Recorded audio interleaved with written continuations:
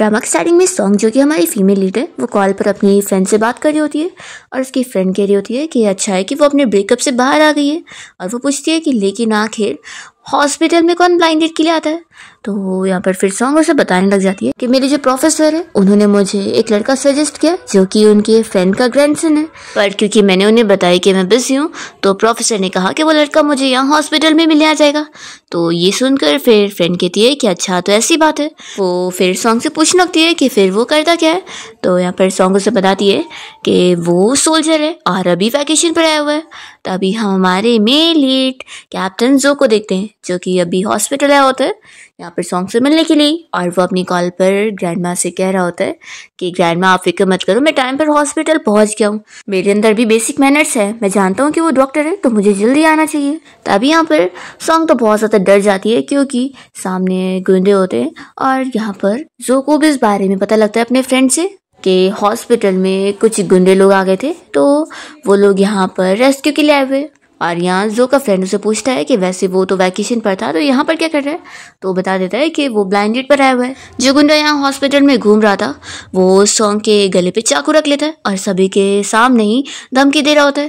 पर तभी सो अपनी पूरी टीम के साथ यहाँ पर पहुंच जाता है और वो बहुत ही एक्सपर्ट तरीके से इस गुंडे का चाकू नीचे फेंक देता है और यहाँ सॉन्ग को बचा लेता है। फिर बाकी लोग उस गुंडे को पकड़ के लेके जाते हैं और सॉन्ग ये देखकर शॉक हो रही होती है कि जो के हाथ में चोट भी लग गई है।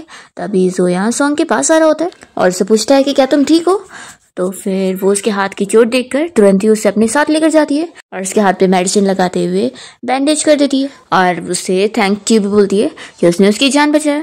तभी इतने में यहाँ पर जो को कॉल आ जाती है और वो उसे बताता है कि मुझे अर्जेंट मिशन के लिए जाना है और वो जल्दी से भाग जाता है। तो सॉन्ग सोचती है कि मैंने तो उसे बताई भी नहीं कि उसे वापस अपनी मेडिसिन चेंज करने के लिए आना पड़ेगा। फिर वो भागकर उसके पीछे जाती है तो जो फिर उसके लिए रुक जाता है और पूछता है कि क्या हुआ है। तो सॉन्ग बता देती है कि उसे कल और परसों भी अपनी मेडिसिन चेंज करने के लिए आना पड़ेगा।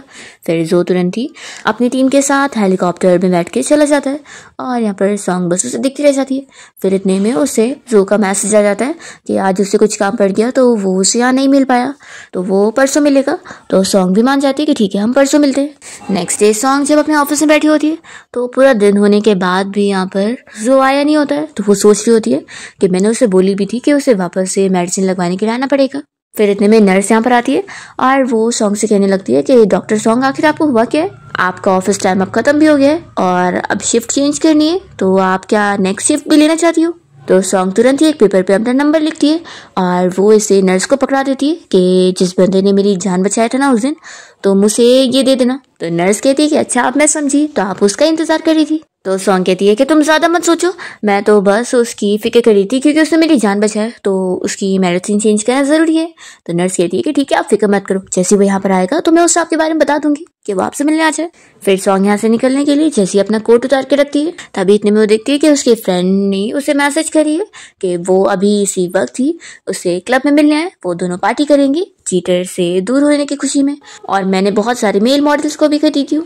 तो सॉन्ग ये सुनने के बाद मना करने लगती है कि अगर मैं ना आऊँ तो उसकी फ्रेंड कहती है कि अगर नहीं आओगी तो मैं फ्रेंडशिप ही कट कर लूंगी। फिर हम जो को देखते हैं जो कि अपने फ्रेंड के साथ यहाँ क्लब के बाहर पहुंचता है। उसका फ्रेंड बताता है कि उन सभी ने शायद उसके लिए एक सरप्राइजिंग पार्टी रखे होंगे क्योंकि वो इतने टाइम बाद जो वापस आए। तो यहाँ पर जो तो कह देते हैं कि उसे पार्टी में कोई इंटरेस्ट नहीं है तो अंदर नहीं जाएगा। तभी इतने में सामने से सॉन्ग को आते हुए देखकर जो अपने फ्रेंड से कहने लगता है कि ये तो वही कल वाली डॉक्टर है ना। तो फिर इसका फ्रेंड भी कहता है कि हाँ सच में डॉक्टर कितनी ब्यूटीफुल है।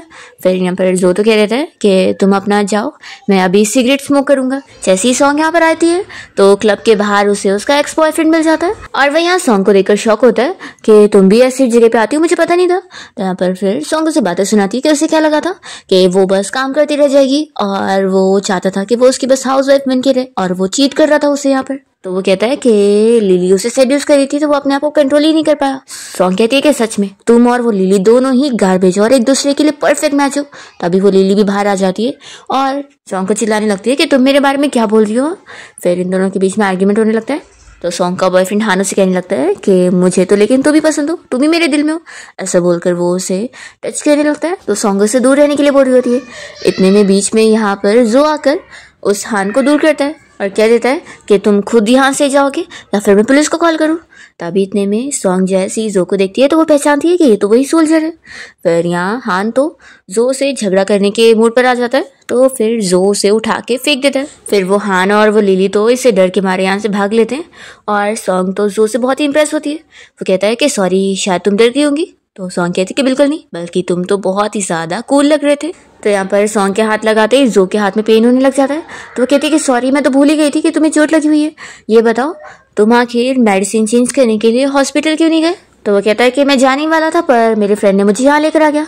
तो सॉन्ग कहते हैं कि ठीक है, फिर चलो हम दोनों साथ चलते हैं ताकि मैं तुम्हारी मेडिसिन चेंज कर दूँ। फिर जब ये लोग हॉस्पिटल पहुंचते हैं तो जो को उसकी ग्रैंडमा की कॉल आई होती है और वो उसे चिल्ला रही होती है कि तुम अभी तक उस लड़की से मिले क्यों नहीं। तो ये कहने लगता है कि ग्रैंडमा, मैं क्या ही कर सकता हूँ। तो ग्रैंडमा कहती है कि अगर वो नहीं मिल पा रही है तो तुम ही इनिशिएटिव लेकर उसे परस्यू करने में लग जाओ।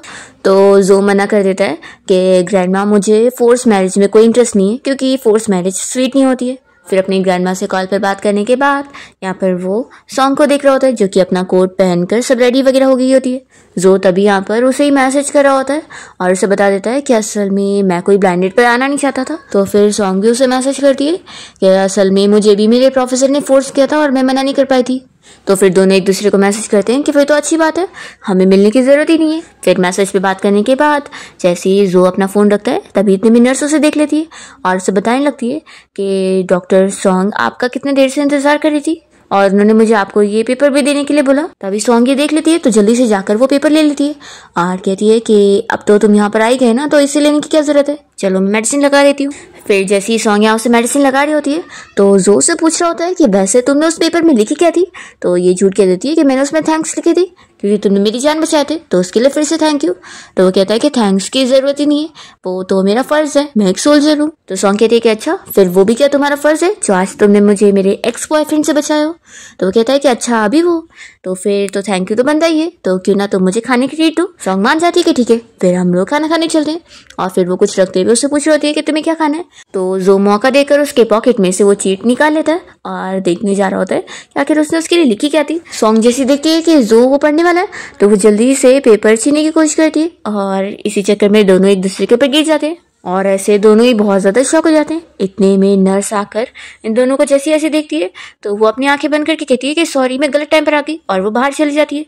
तो यहाँ पर सॉन्ग जल्दी से जो के ऊपर से उठती है और कहती है कि तुम जल्दी से अपने कपड़े सही कर लो, फिर हम लोग खाना खाने चलते हैं। फिर सॉन्ग और जो दोनों ही एक रेस्टोरेंट में खाना खाने पहुँचते हैं और यहाँ पर जो पहली बार ऐसी जगह पर आया होता है इसलिए वो काफ़ी शौक हो रहा होता है।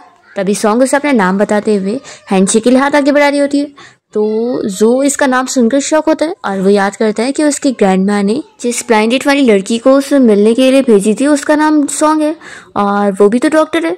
तो ये समझ जाता है कि वो डॉक्टर सॉन्ग कोई और नहीं बल्कि यही है। वो बहुत ही खुश होता है और वो भी हाथ आगे बढ़ाता है सॉन्ग से हैंडशेक करने के लिए, पर गलती से वो ग्लास गिरा देता है जिसकी वजह से सारा जूस सॉन्ग के कपड़े पे गिर जाता है। तो वो तुरंत ही क्लीन करने के लिए जाती है और यहाँ पर जो मौका देखकर फिर उसके फ़ोन पर मैसेज करता है और यहाँ पर सॉन्ग के फ़ोन में ही मैसेज आता है। तो अब इससे कंफर्म हो जाता है। फिर जैसे ही सॉन्ग वापस आके बैठती है तो जो उसे बताने जा रहा होता है ये वही असल में उसका ब्लाइंड डेट है।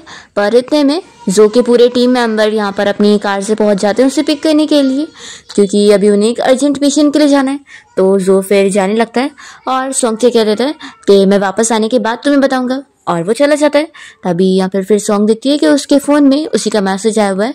तो वो सोचती है कि मैंने उस ब्लाइंड डेट को बोल दी थी कि मैं उसमें इंटरेस्टेड नहीं हूँ, फिर भी मुझे मैसेज कर रहा है। फिर ये तुरंत ही उससे ब्लॉक कर देती है। फिर नेक्स्ट मॉर्निंग जब यहाँ सॉन्ग हॉस्पिटल आती है तो हॉस्पिटल में सभी डॉक्टर्स की एक मीटिंग बैठाई जाती है जहाँ पे डायरेक्टर सभी को बता रही होती है कि अभी सारे सोल्जर्स किसी ज़रूरी मिशन के लिए गए और वहाँ पर लोगों की जान बचाने के लिए डॉक्टर्स की भी ज़रूरत है। तो उनके हॉस्पिटल से 2 डॉक्टर्स जाने वाले हैं जो कि एक्सपर्ट सर्जन हो।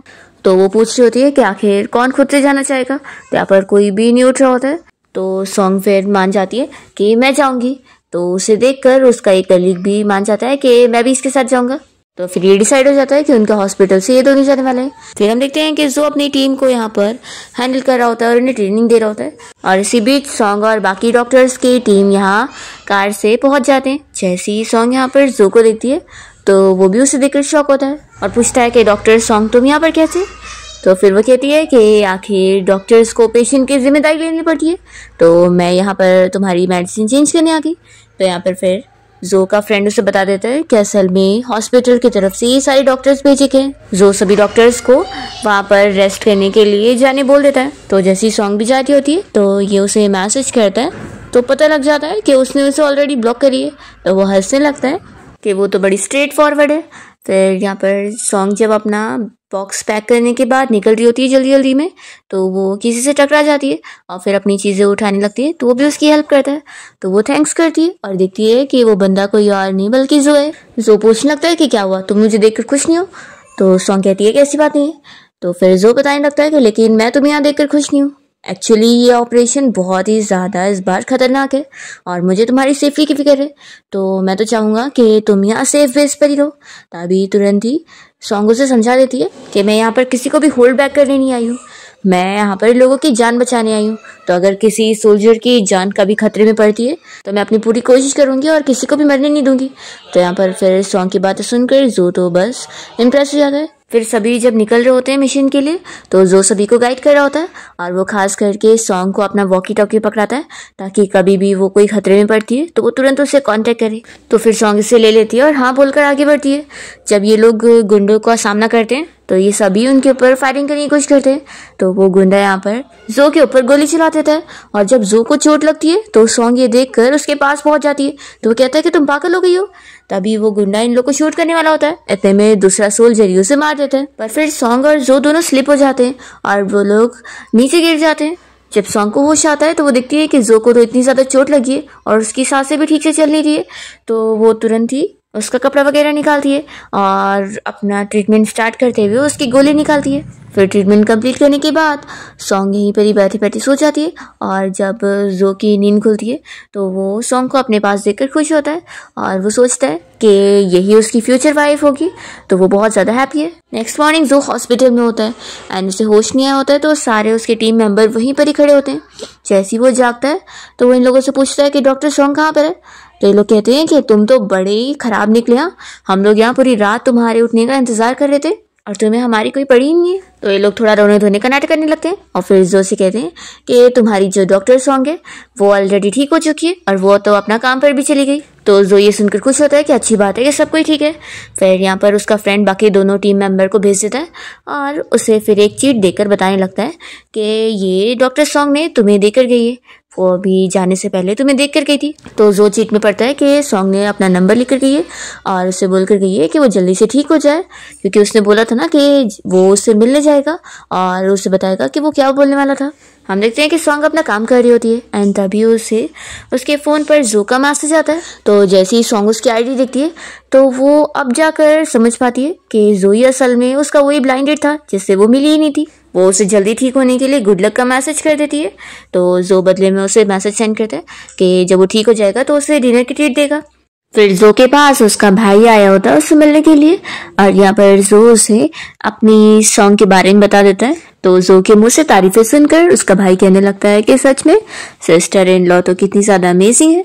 यहाँ पर जो का फ्रेंड उसे ये भी बताता है कि वो लड़की असल में इसकी लाइफ सेवर भी है। दूसरी ओर सॉन्ग अपना हॉस्पिटल में काम कर रही होती है एंड तभी उसे फील हो रहा होता है कि सारे जो नर्स लोग हैं वो उसे देखकर ही आपस में कुछ ना कुछ बातें कर रहे हैं पर वो लोग उससे सामने कुछ नहीं कहते। तभी सॉन्ग के पास उसकी कलीग आई होती है उससे कोई मेडिकल रिपोर्ट पे साइन लेने के लिए। तो सॉन्ग उससे फिर पूछ लेती है कि आखिर चल क्या रहा है हॉस्पिटल में। तो वो बताती है कि असल में जब से तुम और वैन साथ में मिशन पर गए थे तो सभी लोगों को शक हो रहा है कि तुम दोनों के बीच में कुछ तो चल रहा है, तभी तो तुम लोग वहां पर भी साथ साथ थे और सभी लोग बातें कर रहे हैं कि तुम लोग की जोड़ी तो एक दूसरे के लिए बनी है। इतने में सॉन्ग की वॉकी टॉकी में जो की आवाज आती है तो वो खुश हो जाती है और साइड में जाती है उससे बात करने के लिए। फिर जब सॉन्ग के काम की छुट्टी होती है और वो हॉस्पिटल से बाहर निकलती है तो उसे यहाँ पर उसका कलीग वैन मिल जाता है जो कि उसका इंतजार कर रहा था। वो उसे पानी का बोतल देते हुए कहने लगता है कि मैं तुमसे सॉरी कहना चाहता हूँ कि हम दोनों के बारे में रूमर फैल गई है। तो वो कहती कि कोई बात नहीं।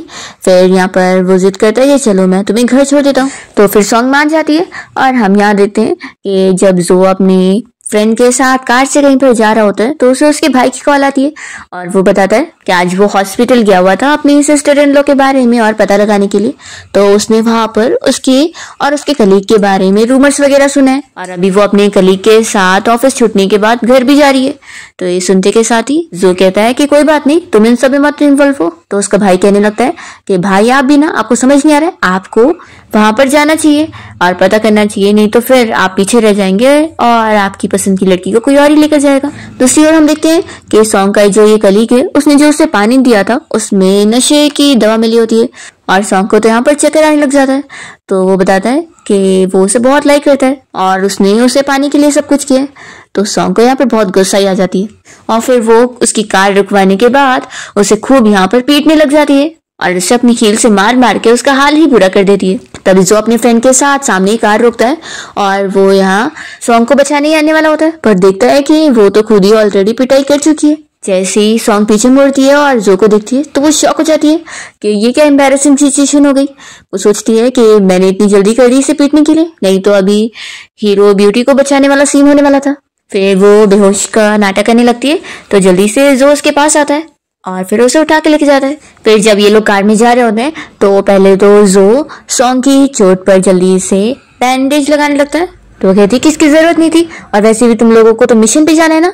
तो जो कहता है कि मेरे लिए भी सबसे पहला मिशन ये है, तो मैं घर लेके जाना। तभी यहाँ पर जो का फ्रेंड उसकी हेल्प करने के लिए सॉन्ग को बताने लग जाता है कि जो की जो झूठ थी वो वापस से खुल गई है, तो तुम्हें वापस से उसका ट्रीटमेंट करना पड़ेगा। सॉन्ग जब ये सुनती है तो वो जो की फिक्र करते हुए इन लोगों को तुरंत ही हॉस्पिटल चलने के लिए बोलती है और फिर हॉस्पिटल आने के बाद वो उसकी चोट पर वापस से मेडिसिन लगाते हुए उसे अच्छे से बैंडेज कर देती है।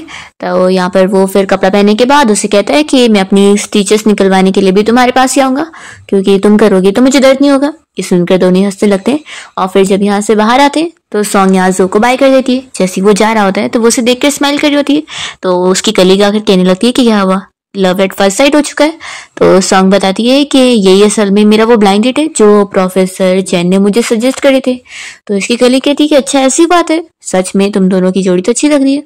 नेक्स्ट हम देखते हैं कि जो अपने चीफ से छुट्टी ले रहा होता है कि उसे हॉस्पिटल जाकर अपनी स्टिचेस निकलवाना है। ये सुनकर वो शॉक हो रहे होते हैं कि यहाँ पर कितने सारे नर्स और डॉक्टर हैं, तो मैं इनसे स्टिचेस नहीं निकलवाना बल्कि छुट्टी लेकर हॉस्पिटल जाना है स्टिचेस निकलवाने के लिए। फिर यहाँ पर चीफ को कुछ याद आता है और वो पूछते हैं कि ये बताओ तुम कौन से हॉस्पिटल जा रहे हो। तो जो हॉस्पिटल का नाम बताता है तो वो कहते हैं कि अच्छा तो वही हॉस्पिटल है जहाँ पर वो डॉक्टर सॉन्ग काम करती है। जो कहता है कि चीफ आप मुझे छुट्टी दे रहे कि नहीं। तो चीफ कहते हैं कि आखिर ये तुम्हारी जिंदगी का सवाल है, तो ऑफ कोर्स मैं तुम्हें छुट्टी देने वाला हूँ, लेकिन तुम वहां पर ऐसे फालतू में नहीं जाओगे, मैं तुम्हें एक मिशन दे रहा हूँ। वो बताने लगते हैं कि पास ही में एक फैक्ट्री है जहाँ पर कुछ तो गलत काम हो रहा है, तो पुलिस को हमारी जरूरत है, तो तुम्हें भी जाकर उनकी इन्वेस्टिगेशन वगैरह में हेल्प करनी है। जो पूछता है कि हमारा गोल क्या होगा, तो फिर चीफ उसे समझाने लगते हैं कि कोई एक्शन नहीं लेना है, बस उनकी कुछ डिटेल्स और सीक्रेट्स वगैरह पता लगाने। जो कहता है कि ठीक है मैं इस टास्क को कंप्लीट करके आऊंगा। तभी चीफ कहने लगते हैं कि मुझे यकीन है कि डॉक्टर सॉन्ग बहुत ही अच्छा स्टिचेस करती होंगी और बड़ी एक्सपर्ट होंगी। तो ये सुनकर फिर जो भी स्माइल करने लगता है। फिर जो अपने घर गया होता है जहाँ पर सारे मेड्स उसका वेलकम करते हैं। फिर वो अपने ग्रैंडमा के पास आता है तो उसकी ग्रैंडमा गुस्से में बैठी होती है, तो पूछता है कि ग्रैंडमा मैं वापस आया हूँ तो आखिर आप इतना अपसेट क्यों है। तो ग्रैंडमा बताने लगती है कि वो इस बात से गुस्सा है कि वो हर वक्त काम पर जाता है और उसका चीफ है कि बार बार उसे मिशन पे बुलाता रहता है। वो कहती है कि अगर ऐसे ही चलता रहा तो क्या तुम जिंदगी भर बैचलर बन के रहोगे। और वैसे ये बताओ मैंने सुनी कि तुमने एक जगह पर घर खरीदो। तो फिर जो बताता है कि असल में वहां पे डॉक्टर सॉन्ग रहती है। ये सुनकर फिर ग्रैंडमा खुश हो जाती है और पूछने लगती है कि डॉक्टर सॉन्ग को पूछ लो कि उन्हें क्या खाना पसंद है, मैं उसके लिए बना दिया करूंगी। और वो खुश भी होती है कि चलो अच्छा है कि अब तुम्हें अक्ल तो आई है। दूसरी ओर सॉन्ग जब अपना सर्जरी से फ्री होकर बाहर आती है तो वो देखती है कि जो यहीं पर ही बैठा है, तो वो सोचती है कि ये यहाँ पर क्या कर रहा होगा। फिर वो तुरंत ही अपना कोट निकाल कर उसे कवर करने लगती है, तो जो जाग जाता है और यहाँ पर फिर सॉन्ग उससे पूछती है कि क्या तुम मेरे ही वेट कर रहे थे। तो जो कहता है कि जरूर तुम काम से थक गई होंगी ना और भूख भी लगी होगी, तो चलो कुछ खाने चलते हैं। तो सॉन्ग बताती है कि वो इतनी थक गई है कि उसे तो अब रेस्ट करना है। तो जो कहता है कि ठीक है फिर तुम मेरे शोल्डर पर अपना सर रख लो। तो सॉन्ग उसके शोल्डर पर सर रखकर सो जाती है और ये भी यहीं पर ही सो जाता है। फिर काफी देर बाद जब यहाँ सॉन्ग की नींद खुलती है तो वो जो का फेस टच करने वाली होती है, पर तभी वो भी जाग जाता है तो वो जल्दी से दूर होती है। फिर जो कहता है कि ठीक है चलो अब चलते हैं ब्रेकफास्ट करने।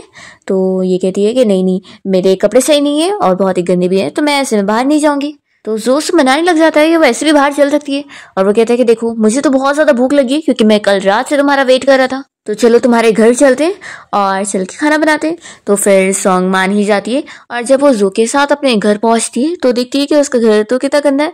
तो वो तुरंत ही थोड़ी चीज़ें क्लीन करने लग जाती है। तो जो कहता है कि कुछ भी क्लीन करने की ज़रूरत नहीं है, वैसे भी मैंने ऑलरेडी देख चुका हूँ। तो फिर वो कहती है कि ठीक है मैं जाती हूँ कुकिंग कर लेती हूँ। तो वो जल्दी से उसे रोकता है और कहता है कि तुम 7 घंटे सर्जरी करके फ्री हुई थी और मैं ऐसे में तुम्हें और नहीं काम करवाना चाहता हूँ। तुम फिक्र मत करो, तुम जाओ अपना रेस्ट करो और मैं कुकिंग करके तुम्हें बुलाता हूँ। तो फिर सॉन्ग खुश हो जाती है और कहती है कि तुम्हें कुकिंग करना आता है। तो वो कहता है कि मेरे और भी फायदे, तुम धीरे धीरे जान जाओगी, तो चलो अब जाओ। फिर जब सॉन्ग थोड़ी देर बाद सोकर उठकर बाहर आती है तो वो देखती है कि जो ने पूरी क्लीनिंग भी कर चुका होता है और खाना भी बना चुका होता है। फिर वो उसे सर्व करके देता है। तो ये काफ़ी इम्प्रेस होकर उसकी तारीफ करने लगती है। जो कहता है कि पहले टेस्ट तो कर लो, क्या पता खाने में इतना अच्छा नहीं होगा। तो फिर तो वो टेस्ट करके फिर बताती है कि सच में बहुत ही अच्छा बना है। फिर यहाँ पर जो उसे कहने लगता है कि चलो खाने के बाद मैं तुम्हें बाहर लेके चलूँगा। तो वो कहती है कि तुम्हें कैसे पता कि मैं फ्री हूँ। तो बताता है कि मैंने ऑलरेडी हॉस्पिटल जाकर पता लगा लिया था कि तुम आज वैकेशन पर हो। तो सॉन्ग खुश हो जाती है। फिर दोनों साथ में बाहर घूमने जाते हैं और यहाँ पर फिर जो उसे अपने साथ किसी ग्रैंड माँ के घर पे लेकर आया होता है और वो जो से पूछ लगती है कि क्या तुम्हारी गर्लफ्रेंड है। तो बताता है कि नहीं ग्रैंड माँ, ये बस मेरी फ्रेंड है। तो ग्रैंड माँ कहती है कि ठीक है मैं समझ रही हूँ और वो दोनों की तारीफ करने लगती है कि दोनों परफेक्ट मैच लग रहे हैं। तो जो यहाँ फिर सॉन्ग को स्लो से समझाने लगता है कि मैं अभी और एक्सप्लेन नहीं करूँगा, नहीं तो फिर वो और ही कुछ गलत समझ लेंगी। ग्रैंड माँ इन दोनों को बैठने बोलती है और कहती है कि मैं तुम लोग के लिए जाके कुकिंग करती हूँ। फिर यहाँ पर जो चुपके से ग्रैंड माँ के पॉकेट में पैसे का बैग डाल देता है और जब वो यहाँ सॉन्ग के पास आके बैठता है तो वो पूछती है कि क्या वो पैसे थे। तो जो बताता है कि असल में वो मेरे फ्रेंड की ग्रैंड माँ है जिसकी जान असल में मिशन के टाइम पे चली गई थी। फिर उसकी ग्रैंड माँ बीमार जैसी हो गई तो मैं अक्सर उनसे मिलने आया करता हूँ। तो फिर यहाँ पर सॉन्ग तो बहुत ही इमोशनल हो जाती है। तो जो कहता है कि तुम्हें क्या हुआ। तो बताती है कि मैं अपने पेरेंट्स और ग्रैंड माँ को मिस कर रही थी, बस असल में वो अब इस दुनिया में नहीं है। तो सुनते के साथ ही जो से सॉरी कहता है। सॉन्ग कहती है कि कोई बात नहीं। जो से पूछता है कि वैसे ये बताओ कि तुम मेरी ग्रैंड माँ से कैसे मिली थी। तो फिर सॉन्ग बताती है कि असल में मैंने तुम्हारी ग्रैंड माँ को एक दिन बेहोश देखी थी तो मैंने उनकी हेल्प करी और तभी वो मुझे थैंक्स करना चाहती थी, तो इस तरीके से हम मिले थे। तो जोए सुनते के साथ ही सोचता है कि ग्रैंड माँ के साथ इतनी सीरियस चीज़ हुई और उन्होंने मुझे बताई भी नहीं। सॉन्ग कह रही होती है कि इसीलिए तुम्हारी ग्रैंड माँ मेरे लिए बहुत ही ज़्यादा इंपॉर्टेंट है और मैं तो चाहूँगी कि वो हमेशा बहुत ज़्यादा जिए क्योंकि मेरे पास तो खुद की फैमिली नहीं है। ये सुनते के साथ ही जोर से कहने लगता है कि मैं तुम्हारी फैमिली बन सकता हूँ और मेरी ग्रैंड माँ भी। एक्चुअली मैं तुम्हें बहुत अच्छे से समझ सकता हूँ क्योंकि मेरे पेरेंट्स बहुत पहले ही गुजर गए थे और मुझे छोटी एज से ही मेरी ग्रैंड माँ ने पाली है। फिर वो और भी कुछ कहने जा रहा होता है कि इतने में जो को कॉल आती है कि उसकी ग्रैंड माँ बेहोश हो गई थी। तो फिर जो सॉन्ग को इस बारे में बताता है कि मेरी ग्रैंड माँ को हार्ट अटैक आया है और अभी एम्बुलेंस पहुंची है और वो लोग हॉस्पिटल चल रहे हैं। तो सॉन्ग कहती है कि मैं भी चलती हूँ, क्या पता मेरी ज़रूरत पड़ जाए। फिर सॉन्ग जल्दी से हॉस्पिटल पहुंचती है और वो सर्जरी के लिए जाने लगती है। तो जोशी कहती है कि फिक्र मत करो, मैं अपना बेस्ट करने वाली हूँ। फिर सर्जरी के बाद ग्रैंड माँ तो पूरी ठीक हो चुकी होती है और वो यहाँ सॉन्ग को बहुत ही थैंक्स करने लगती है और कहती है कि तुमने अब 2 बार मेरी जान बचाई हो तो मैं तो अपने ग्रैंड सन को ही तुम्हें देना चाहती हूँ, तो बताओ तो मेरे ग्रैंड सन से शादी करोगी। ये सुनते के साथ ही जो कहने लगता है कि ग्रैंड माँ आप ऐसे कैसे बोल सकती हैं, ये डॉक्टर सॉन्ग की पूरी लाइफ का सवाल है। तो ग्रैंड माँ कहती है कि मैं तुमसे थोड़ी ना पूछ रही हूँ, अगर डॉक्टर सॉन्ग मान जाएगी तो फिर तुम कोई मना नहीं कर सकते हो समझ के। तो जो का भाई कहता है कि ग्रैंड माँ आप फिक्र मत करो, भाई आप बिल्कुल मानने वाले हैं। फिर सॉन्ग तो जो से शादी करने के लिए मान जाती है तो वो तो शौक रह जाता है और यहाँ पर सॉन्ग फिर ग्रैंड माँ से कहने लगती है कि आपको बदले में मुझसे प्रॉमिस करना होगा कि आप अपना ख्याल रखेंगी। ग्रैंड माँ फिर कहने लगती है कि लेकिन मुझसे ज़्यादा वेट नहीं होगा, मैं चाहती हूँ कि आज ही तुम लोग सर्टिफिकेट ले लो। तो सॉन्ग कहती है कि ठीक है ग्रैंड माँ, मैं आपकी सुनूंगी। और फिर वो सामने जो से कह देती है कि चलो आज ही हम लोग अपना मैरिज सर्टिफिकेट लेने चलेंगे। तो ग्रैंड माँ खुश होती है कि ये तो मेरे ग्रैंडसन से ज़्यादा तेज़ है। ये हुई ना बात। फिर नेक्स्ट सीन में हम देखते हैं कि जो अपने भाई के साथ अपना सारा सामान लेकर सॉन्ग के घर पे लेके जा रहा होता है शिफ्ट होने के लिए। तो जो का भाई कहने लगता है कि भाई इतना ज़्यादा सामान, आप क्या पूरी ज़िंदगी भर वहाँ पे रहना चाहते हैं। तो फिर ये मैरिज सर्टिफिकेट दिखाते हुए कहता है कि मैं कोई मजाक नहीं कर रहा हूँ, मैंने उसके साथ एक अच्छी लाइफ बिताने का सोच लिया हूँ और मैं भी जानता हूँ कि उसने मेरी ग्रैंडमा की वजह से मुझे शादी करने के लिए मानी है, लेकिन चाहे जो मैं उसे मना के रहूँगा और हमारा रिलेशन अच्छा करके रहूँगा।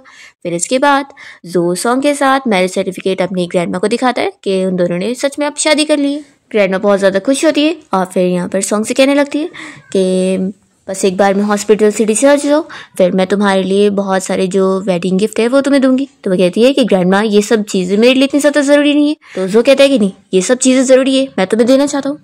और फिर ग्रैंडमा तो अपनी तरफ से सॉन्ग को एक नेकलेस गिफ्ट करने लगती है और कहती है कि ये उसे लेना ही पड़ेगा। तो फिर सॉन्ग मान जाती है और ग्रैंडमा फिर जो को समझाने लगती है कि अब तुम सॉन्ग को घर लेके जाओ और इसका अच्छे से ख्याल रखना। तो जो मान जाता है कि ग्रैंडमा फिक्र मत करो। फिर जो और सॉन्ग दोनों साथ मिलकर सुपरमार्केट जाते हैं और शॉपिंग कर रहे होते हैं और यहाँ पर सॉन्ग तो बहुत सारे स्नैक्स खरीद रही होती है।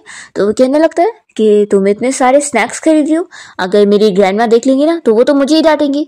पता है जब मैं छोटा था तो स्नैक्स खाने पर मेरी ग्रैंडमा तो मुझे बहुत मारती थी।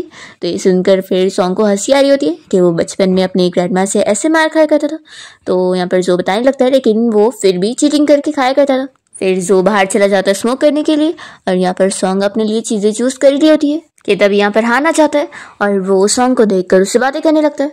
तो वो कहती है कि मुझे परेशान मत करो, हमारे बीच में अब सब कुछ खत्म है। तो वो कहता है कि देखो मजाक मत करो, मैं जानता हूँ कि तुम मुझे ऐसे भूल ही नहीं सकती हो।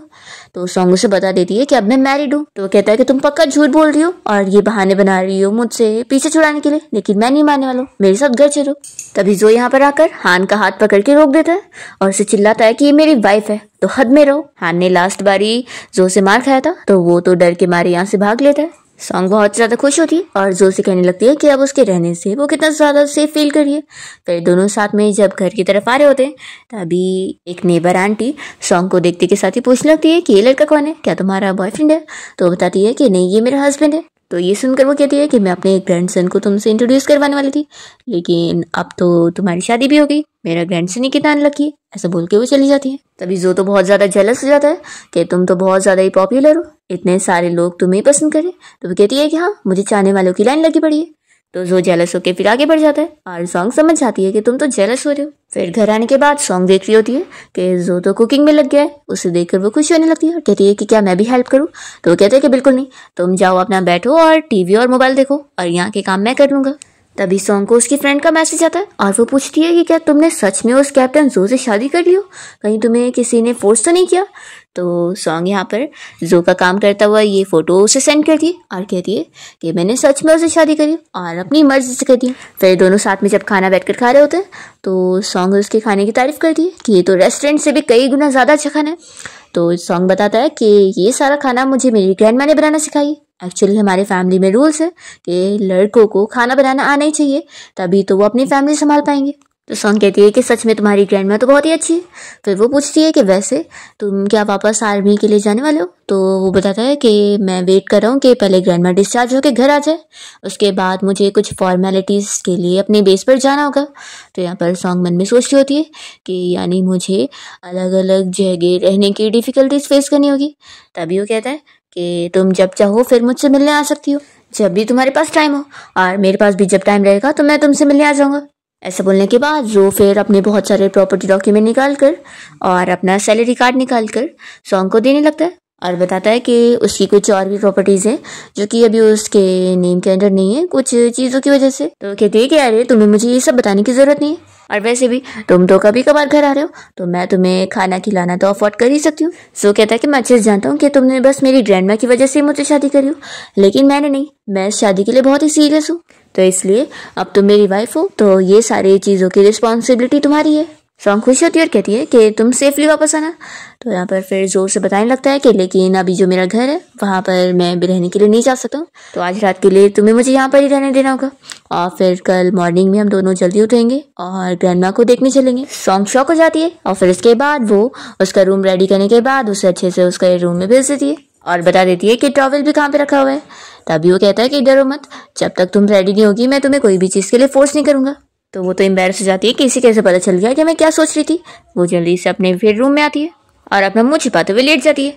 नेक्स्ट डे फिर ये लोग ग्रैंडमा को देखने हॉस्पिटल आते हैं और जो यहाँ पर अपनी ग्रैंडमा से कह रहा होता है कि अभी आप पूरी तरीके से ठीक नहीं हुए हो तो क्यों ना और दिन यहाँ पे रह लो। तो ग्रैंडमा कहती है कि नहीं, मुझे यहाँ पर बहुत ही ज़्यादा बोर होता है। फिर इतने में डॉक्टर्स की पूरी टीम यहाँ ग्रैंडमा को देखने आई होती है और जो दूसरा डॉक्टर होता है वो ग्रैंडमा से पूछ रहा होता है कि उन्हें कहीं डिस्कम्फर्ट तो नहीं फील हो रही ना।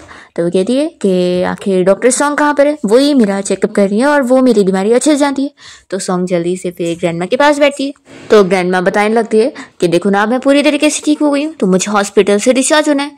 तो यहाँ पर फिर सॉन्ग कहती है कि ठीक है, पहले मैं आपकी रिपोर्ट देख लेती हूँ। और वो जब रिपोर्ट चेक कर रही होती है तो उसका दूसरा डॉक्टर इशारा कर रहा होता है कि वो रिच वुमेन है तो उसे कैसे भी करके बहाना करना है उन्हें यहाँ पे और रुकने का, ताकि वो लोग और पैसे हट सके। पर सॉन्ग तो उसकी बात नहीं सुनती और ग्रैंडमा से कह देती है कि आप ठीक है, इसलिए आप हॉस्पिटल से डिस्चार्ज हो सकती हो। तो वो दूसरा डॉक्टर बहुत ज़्यादा गुस्सा हो जाता है और सभी टीम से कहता है कि चलो दूसरे वार्ड में चलते हैं। तो सॉन्ग को भी फिर पीछे जाना पड़ता है और ये सारी चीज़ें जो नोटिस कर रहा होता है। बाहर आने के बाद फिर ये चीफ डॉक्टर सॉन्ग को चिल्लाने लगता है कि आखिर उसे समझ नहीं आता है, वो वीआईपी वार्ड था और वहाँ पर वो लोग अगर अमीर पेशेंट्स को रोकेंगे नहीं तो पैसे कैसे कमाएंगे। और कई सारी चीज़ों के नाम पर ये डॉक्टर यहाँ पर सॉन्ग को धमकी दी जा रहा होता है, पर सॉन्ग तो उसे रिपीट में अच्छे से जवाब देती है कि फिर उसका ही मुंह बंद हो जाता है और वो यहाँ से चला जाता है। इतने में यहाँ पर जो आ जाता है तो सॉन्ग कहती है कि तुम यहाँ पर क्या कर रहे हो। वो बताता है कि मैं बस तुम्हें फॉलो करते हुए बाहर आया था ताकि तुम कोई मुश्किल में न पड़ जाओ, पर मैं तो भूल ही गया था, तुम्हारी पर्सनैलिटी के हिसाब से तो कोई तुम्हें बुली कर ही नहीं सकता है। फिर ये दोनों यहाँ बातें कर रहे होते हैं कि तभी इतने में सॉन्ग की कलीग आई होती है और वो सॉन्ग से पूछ लगती है कि ये कौन है, क्या तुम्हारा बॉयफ्रेंड है। तो ये सुनते के साथ ही सॉन्ग सोचती है कि अभी जो ने अपने सुपीरियर को अपना मैरिज का रिपोर्ट दिया नहीं है तो फिर मुझे इसके लिए प्रॉब्लम नहीं क्रिएट करना चाहिए। वो अपनी कलीग को कह देती है कि नहीं, एक्चुअली मैं ग्रैंडमा जो को देखने गई थी ना, तो ये उनका फैमिली मेंबर है। जो तो इस बात से अपसेट हो जाता है कि वो अभी हमारी रिलेशनशिप को पब्लिक नहीं करना चाहती है। फिर सॉन्ग तो अपनी कलीग के साथ काम के लिए चली जाती है। फिर जो सॉन्ग को मैसेज करता है कि क्या वो दोनों साथ में लंच करेंगे, तो वो कहते हैं कि नहीं, अभी मुझे कुछ काम रहेगा। नेक्स्ट सीन में सॉन्ग अपनी फ्रेंड के साथ कोई रेस्टोरेंट में गई होती है और उसकी फ्रेंड किसी ब्लाइंड डेट पर यहाँ पर आई होती है और सॉन्ग से कहने लगती है कि मैं तो बस चाहती हूँ कि तुम्हारी तरह मेरा ब्लाइंड डेट भी बहुत ही ज़्यादा हैंडसम हो और बहुत ही अच्छा हो। तभी इतने में उसकी फ्रेंड का ये ब्लाइंड डेट यहाँ इंटर होता है, जिसे देखकर ये लोग शौक रह जाते हैं कि ये तो कितना ओल्ड है। फिर वो तो आते के साथ ही सॉन्ग की इस फ्रेंड से शादी की भी बात करने लग जाता है और कहता है कि उसे बस बच्चे चाहिए और वो चाहता है कि उसकी वाइफ बस घर में रहे। पर यहाँ ये दोनों तो ऐसी शौक हो जाते हैं कि उन्हें ये पसंद ही नहीं आया। सॉन्ग की फ्रेंड साफ मना कर देती है कि हम शादी के लिए बिल्कुल सही नहीं है और वो सॉन्ग के साथ जाने की कोशिश करती है तो वो तुरंत ही रोकता है और कहता है कि अगर तुम नहीं करना चाहती तो कोई बात नहीं, तुम्हारी फ्रेंड को मुझे सजेस्ट कर दो, मुझे तो ये बहुत ही पसंद आई है। तो सॉन्ग उसे ये चीज़ क्लियर करने लगती है कि मैं मैरिड हूँ, तो भी वो बंदा मान नहीं रहा होता है और इन दोनों को ही रोकने की कोशिश करता है। पर इसी टाइम पर यहाँ पर जो पहुंच जाता है और इस बंदे का हाथ पकड़ के रोकता है और सॉन्ग से कहता है कि क्या यहाँ ब्लाइंड डेट पर आकर मजा आ रहा है। सो इस बंदे को चिल्लाता है कि अगर तुम चाहते हो कि मैं तुम्हारा हाथ तोड़ दूँ तो ही यहाँ पे रुकना, नहीं तो फिर भाग जाओ। तो फिर वो डर के मारे चला जाता है और यहाँ पर सॉन्ग उससे पूछती है कि तुम यहाँ पर क्या कर रहे हो। तो वो बताता है कि मैं अपने फ्रेंड्स लोग के साथ डिनर करने आया था और कोइंसिडेंटली तुम यहाँ मुझे मिल गई। तभी इतने में यहाँ पर जो का भाई भी आ जाता है और कहने लगता है कि भाई आप अकेले यहाँ पर आ गए और अकेले हीरो बनकर ब्यूटी को बचा लिया, मुझे भी बुला लेते। और फिर जो का भाई तो सॉन्ग को इनवाइट करने लगता है कि सिस्टर इन लॉ, हम सभी फ्रेंड्स यहाँ पार्टी करने आए, तो क्यों ना आप भी हमारे बीच पार्टी में शामिल हो जाओ। सॉन्ग तो मना करने वाली होती है पर उसकी फ्रेंड इंसिस्ट करती है कि चलो चलते हैं ना, तो फिर सॉन्ग मान जाती है और फिर दोनों ही पार्टी के लिए अंदर जाते हैं। तो यहाँ पर जो अपने भाई को समझा देता है कि अभी मेरी और तुम्हारी सिस्टर इन लॉ की रिलेशनशिप पब्लिक नहीं है, तो इसलिए अंदर कुछ भी कहना मत। फिर सॉन्ग और उसके फ्रेंड भी यहाँ जो और उसके सारे फ्रेंड्स के साथ पार्टी करने आ जाते हैं और ये सभी मिलकर ट्रूथ और डेयर का गेम खेल रहे होते हैं, जिसमें बारी बारी सभी को कार्ड निकालना होता है और जो भी कार्ड में लिखा है वो करना होता है। फिर जब जो की बारी आती है तो उसके कार्ड में लिखा होता है कि क्या वो किसी लड़की को लाइक करता है और क्या वो प्रेजेंट है यहाँ पर, अगर प्रेजेंट है तो उससे वो अपनी फीलिंग्स कन्फेस करे। सो इसके लिए मान जाता है और बता देता है कि हाँ यहाँ पर वो है और वो सॉन्ग को देखते ही उसके बारे में बताने लगता है कि वो लड़की बहुत ज़्यादा इंडिपेंडेंट है, स्ट्रांग है, ऐसे उसकी काफ़ी ज़्यादा तारीफ़ें करने लगता है। तो सारे लोग तो यहाँ पर बस गैस करने में लगे होते हैं। फिर सॉन्ग भी जल्दी से अपना वाला कार्ड निकालती है और उसके वाले कार्ड पे लिखा होता है कि उसे यहाँ पार्टी में आए हुए सबसे हैंडसम लड़के को किस करना होगा। तो सारे लोग चीयर करने लग जाते हैं कि सबसे हैंडसम तो कैप्टन जो है और इन दोनों को सभी एक दूसरे के नज़दीक खड़े होते हैं। फिर जो जैसे ही सॉन्ग को किस करने के लिए नज़दीक आता है तो वो जल्दी से खड़ी हो जाती है और कहती है कि मुझे वॉशरूम जाना है। ऐसा बहाना करके वो चली जाती है। तो फिर जो भी बहाना करके बाहर आ जाता है और वो स्मोक कर रहा होता है। तभी सॉन्ग जैसी बाहर आती है तो जो उससे पूछने लगता है कि आखिर वो अपनी फ्रेंड के साथ ब्लाइंड डेट पर क्यों गई थी। तो वो कहती है कि अच्छा तो तुम इस बात पर गुस्सा हो, एक्चुअली मैं बस उसका साथ देने के लिए गई थी। जो यहाँ पर उसे समझाने लग जाता है कि वो उसके साथ रिलेशनशिप के लिए सच में सीरियस है और जब उसने उसे सबसे पहली बार देखा था तब से वो उसे लाइक करता है। फिर जो तो उससे किस कर लेता है और उससे पूछने लग जाता है कि वो भी उसके साथ एक सीरियस रिलेशनशिप स्टार्ट करना चाहती कि नहीं। तो सॉन्ग इसके लिए हाँ बोल देती है और फिर दोनों ही हक करते हैं। इतने में सॉन्ग के फ्रेंड इन दोनों को आकर देख रही होती है तो सॉन्ग उसे जाने का इशारा करती है और वो तो शाय होते हुए खुश हो रही होती है। नेक्स्ट डे ये लोग ग्रैंडमा के साथ उनके घर पे आ जाते हैं और ग्रैंडमा यहाँ पर सॉन्ग और जो दोनों से कह देती है कि आज उन दोनों को यहीं पर ही रुकना पड़ेगा और ग्रैंडमा सॉन्ग से बताने लग जाती है कि वो उसके लिए यहाँ पर बहुत ही अच्छे अच्छे खाने बनवाएंगी। तो सॉन्ग बताती है कि जो सबसे अच्छा खाना बनाता है तो क्यों ना उसे बनाने दे दे। तो ग्रैंडमा कहती है कि सही बात है, फिर हम दोनों बैठकर बातें करेंगे। और ऐसा बोलकर ये इन दोनों को अंदर लेकर आती है और सॉन्ग को बहुत सारे वेडिंग गिफ्ट देती है। तो सॉन्ग कहती है कि ऑलरेडी आपने ऐसे दे दिया था। तो वो कहती है कि वो तो कुछ भी नहीं था, ये सब भी तुम्हें लेना ही पड़ेगा। तो फिर सॉन्ग को मानना पड़ जाता है। रात में जो और सॉन्ग यहाँ सेम रूम में ही रहने के लिए आते हैं। तो जो कहता है कि फिक्र मत करो, तुम बेड पर सो जाना और मैं सोफा पे सो जाऊंगा। फिर जब सॉन्ग शावर लेकर आती है तो वो अपना बाल सुखाने जा रही होती है। जो कहता है कि लो मैं हेल्प कर देता हूँ। तो कहती है कि नहीं मैं कर लूंगी। तो जो उसे समझाता है कि मुझे भी कभी अपने आप को प्रूव करने का मौका दे दो। फिर वो उसका बाल सुखाने में हेल्प कर रहा होता है और तभी सॉन्ग उसे कहती है कि क्यों ना हम लोग सेम बेड पर सो जाए। ये बोलकर वो इतना ज़्यादा एम्बैरस हो जाती है कि जल्दी से बेड पर आकर सोने का नाटक कर रही होती है। और फिर जब यहाँ जो बेड पर आके लेटा तो सॉन्ग फिर जाग जाती है और उसे देख रही होती है। फिर वो उससे पूछती है कि क्या तुम जाग रहे हो। तो वो जल्दी से अपनी आँख खोलकर बताता है कि हाँ मैं तो जाग ही रहा हूँ। जो सॉन्ग को समझाने लगता है कि तुम रिलैक्स हो जाओ और नर्वस मत हो। तो वो कहती है कि मैं कोई नर्वस नहीं हूँ। तो जो कहता है कि अच्छा ठीक है मैं ही नर्वस हूँ। वो उससे थैंक यू बोलने लगता है कि तुम्हारी वजह से आज मेरी ग्रैंडमा बहुत ज़्यादा हैप्पी थी। मेरे पेरेंट्स के जाने के बाद मैंने फाइनली उन्हें आज इतना ज़्यादा हैप्पी देखा हूँ कि अब मेरी शादी हो गई है तो वो खुश है। तो सॉन्ग भी जो को थैंक यू बोल रही होती है कि अब उसके पास रिलेटिव्स है उसकी वजह से। फिर जो सॉन्ग को हक करते हुए सो जाता है। नेक्स्ट मॉर्निंग जब सॉन्ग की नींद खुलती है तो वो जैसे ही रूम से बाहर आती है तो जो ब्रेकफास्ट रेडी कर रहा होता है और उसे बताता है कि ग्रैंडमा यहाँ पर नहीं है, वो एक्चुअली एग्जीबिशन के लिए गई हुई है। तो ब्रेकफास्ट के लिए सिर्फ हम दोनों हैं। सॉन्ग बहुत ही खुश हो रही होती है और फिर वो चुपके से जो का फोटो लेकर अपनी फ्रेंड को सेंड कर देती है। तो उसकी फ्रेंड तो बड़ी खुश होने लग जाती है कि तुम दोनों तो कितने अच्छे कपल बन चुके हो, कि हस्बैंड तुम्हारा कितना ज़्यादा ही अच्छा है। वो पूछती है कि वैसे तुम दोनों के बीच में कुछ प्रोग्रेस हुआ कि नहीं। तो सॉन्ग कहती कि नहीं। तो उसकी फ्रेंड मैसेज करती है कि पक्का फिर तुम्हारे इस हस्बैंड में कुछ तो कमी होगी, वो फिजिकली फिट है ही नहीं। तभी यहाँ पर जो आकर ये मैसेज पढ़ लेता है तो सॉन्ग ये देखकर शॉक हो जाती है और वो जल्दी से फ़ोन छुपाने लगती है। जो कहता है कि अगर तुम मेरा टेस्ट करना चाहती हो तो आज रात हम ट्राई कर सकते हैं। पर जल्दी से वो उसके मुंह में यहाँ ब्रेकफास्ट डालती है। सॉन्ग फिर तुरंत ही अपनी फ्रेंड को मैसेज करके बता देती है कि जो ने हमारा मैसेज पढ़ लिया और ख़ास करके अपने बारे में तो पढ़ ही लिया। तो उसकी फ्रेंड को बहुत ही हंसी आ रही होती है और कहने लगती है कि चलो अच्छा अब उसे मनाओ। तभी यहाँ सॉन्ग की हरकत देखकर जो स्माइल करने लग जाता है। तो सॉन्ग सोचती है कि ये स्माइल कर रहा है तो लगता है अब ये गुस्सा नहीं होगा। फिर नेक्स्ट डे सॉन्ग अपना हॉस्पिटल में काम करने गई होती है। जब उसकी छुट्टी होने वाली होती है तो जो हॉस्पिटल पहुंचकर उसके छुट्टी का इंतज़ार कर रहा होता है। तभी एक लड़की यहाँ पर आकर उससे उसका वीचैट मांगने लगती है। तो वो क्लियरली बता देता है कि मैं मैरिड हूँ।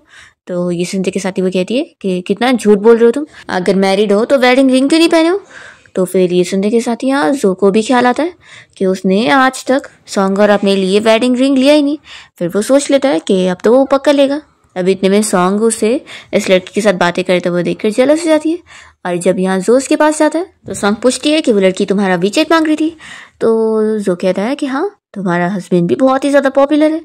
तो वो कहती है कि तुम इस पर बहुत ज़्यादा प्राउड फील कर रहे हो और वो गुस्से वाला मुंह बना लेती है। तो जो कहने लगता है कि गुस्सा मत हो, मेरे पास अब एक रास्ता है जिससे सभी को पता लग सके कि मैं ऑलरेडी मैरिड हूँ और तुम्हारा हूँ। तो सॉन्ग कहती है कि वो क्या रास्ता है। तो जो कहता है कि चलो मैं तुम्हें लेके चलता हूँ। फिर वो उसे एक ज्वेलरी शॉप में ले आता है रिंग खरीदने के लिए। तो सॉन्ग तो शॉक हो जाती है। वो कहता है कि ऑफ कोर्स रिंग पहनेंगे तभी तो हम मैरिड कपल लगेंगे।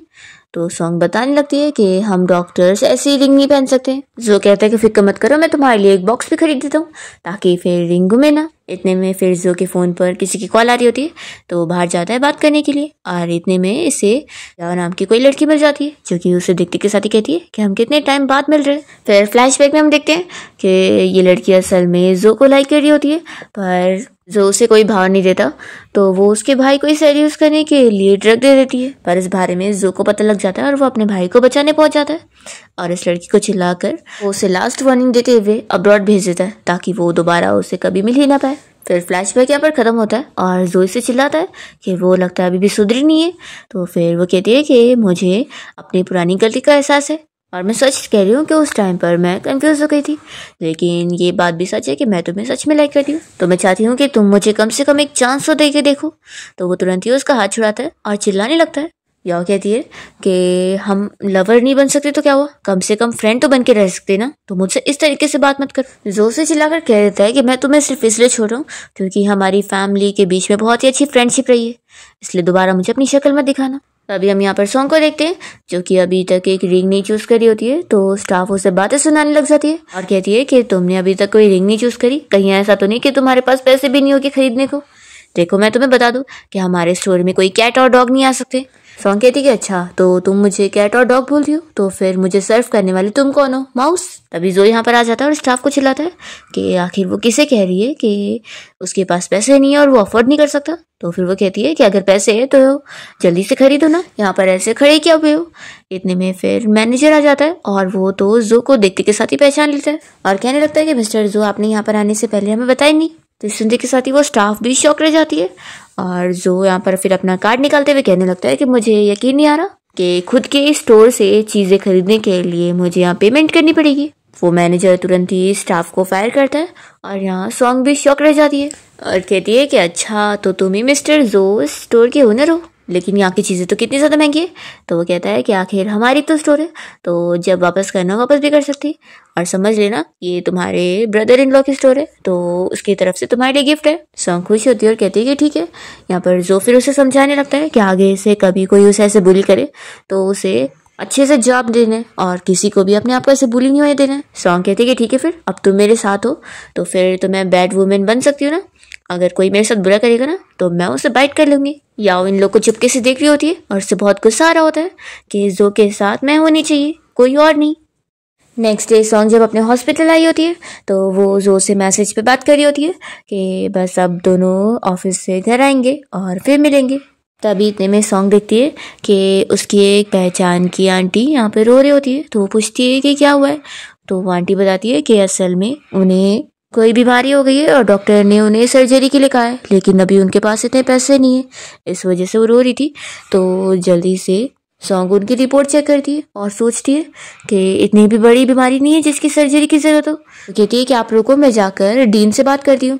फिर वो डीन के ऑफिस में आती है तो पता लगता है कि वो तो असल में पेशेंट से पैसे ऐंठने के लिए ऐसे ही उन्हें सर्जरी के नाम पर चीट कर रहा होता है। सॉन्ग इस बंदे को बहुत ही चिल्लाती है और समझा देती है कि अगर वो पेशेंट के पैसे वापस नहीं करेगा ना तो उसने इसकी बातें रिकॉर्ड कर लिए और अगर उसकी वो कंप्लेन कर देगी ना तो अच्छा नहीं होगा।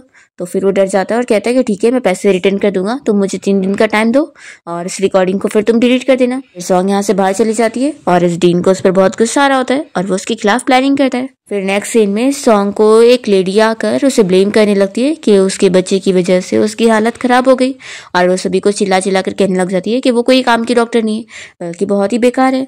ऐसे यहाँ पर फिर जो आते जाते हुए पेशेंट होते हैं वो लोग भी सूजी के बारे में गलत समझने लग जाते हैं और सूजी कुछ भी एक्सप्लेन नहीं कर पाती है और यहाँ पर फिर डीन आकर उस पेशेंट का साथ देने लग जाता है और कह देता है कि सूजी ने जो हरकत करी है इस वजह से उसे कुछ टाइम के लिए सस्पेंड किया जा सकता है।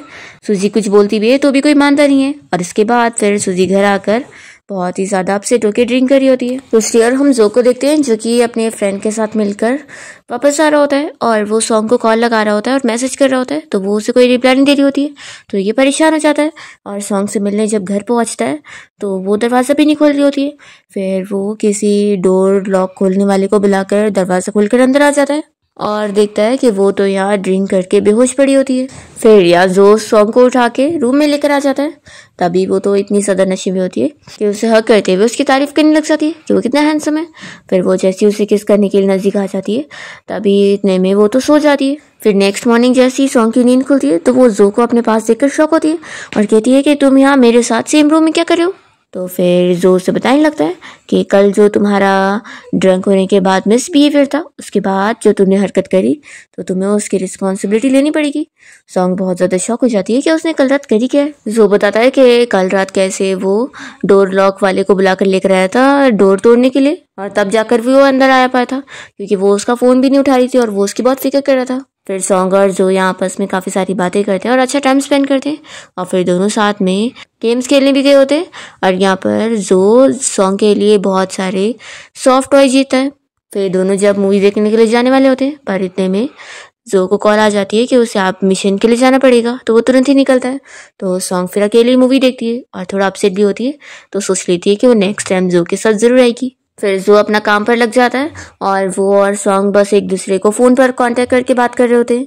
तभी यहाँ पर सॉन्ग के ऑफिस में उससे मिलने के लिए याओ आई होती है और वो उसे जो से दूर करने के लिए उसकी बहुत सारी फ़ोटोज़ दिखाते हुए धमकी दे रही होती है कि वो खुद ही दूर हो जाए, नहीं तो वो जो कोई सारी फ़ोटो दिखा देगी।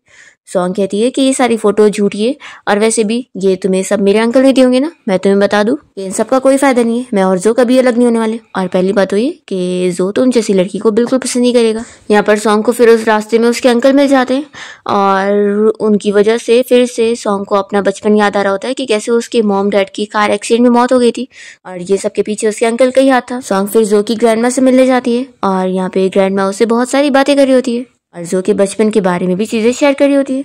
तभी फिर सॉन्ग को इस बारे में पता लगता है कि जो मिशन में गया था वहाँ पर बहुत सारे सोल्जर्स को चोट वगैरह लग गई और वो लोग हॉस्पिटल गए।